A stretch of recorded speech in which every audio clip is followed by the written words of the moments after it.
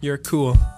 When you were 14, you hate your dad. When you were 15, you took a lot of photographs. They were Polaroids and your parents were so annoyed and just wished inside their heart that you would go and get employed. When you were 16, you thought you liked to skateboard. When you were 17, you thought that you should skate more. When you were 18, you knew you'd never skate again, and it was high time you found a hobby you felt safer in. It wasn't pain, of course, but just that you were over it.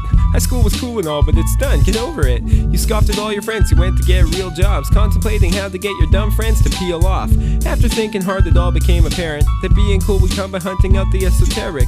You were itching for stuffy pedantic arguments and thought about trading in your hoodie for a cardigan. And so you did. Off to college for an arts degree. You thought CJSR was chic and volunteered heartily. And it was like eureka when you finally seen the multitude of cool people saying music is a part of me. Every day you went to Megatunes and Blackbird till you heard the library was free of use and faster. You liked lo-fi and Icelandic shoegaze. You finally got your very own night show on Tuesdays. You went to lots of shows and you were sort of well known, putting every local celebrity in your cell phone. You started working at American Apparel, giving condescending looks to every single kid who dare go. I mean, we all know you need to dress decently, unless you're a big deal inside the local theater scene. That was around when you found out about the Metro and seeing real cinema was too cool to let go.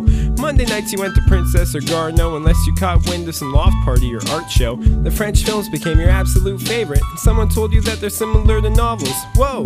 That was your big awakening to literature, and you felt as if your whole life before was immature. Books, books, books, it's all you really cared for. That was when you started always thinking of the airport. You started saying all we had was Leonard Cohen, besides some Margaret Atwood poems, Canada's a no one. You liked the Frenchies and of course the expatriates, and similar to Sartre you were an existential atheist. You called God the G word, but you liked holy water, but as for any piety you said, why bother? You were more for the reckless life of dead authors. All this plus your sociology minor made you postmodern. The funny part was that you didn't know it happened, but all of a sudden you wanted to leave in a Kerouac fashion. You lust for that sentimental irresponsibility, thinking any sort of staying still is a futility. Ironically, you were all for Marx and Engels, admitting cynically that you would probably vote for Hillary. But you're Canadian even though you hate it here, so you voted green, hugged the tree, and kept on changing your degree.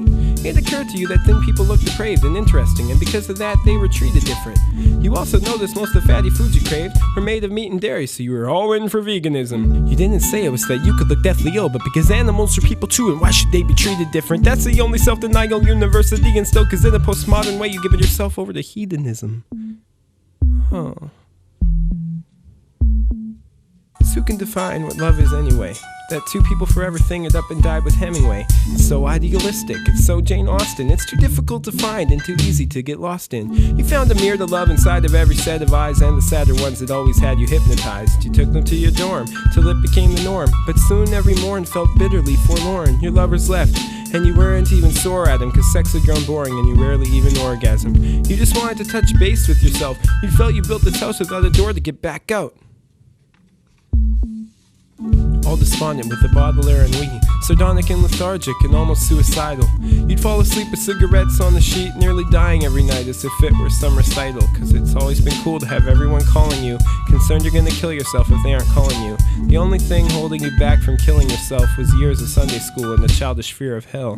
You missed your childhood when you known who you were, when life wasn't a contest to which you had adjourned. You bust home for Christmas with your ghost beside you, and your parents and your siblings barely recognized you. You saw your mother's eyes and your spirit stirred. You saw you weren't free, as you had believed. All along, hell was where you were, not somewhere that you were going to be.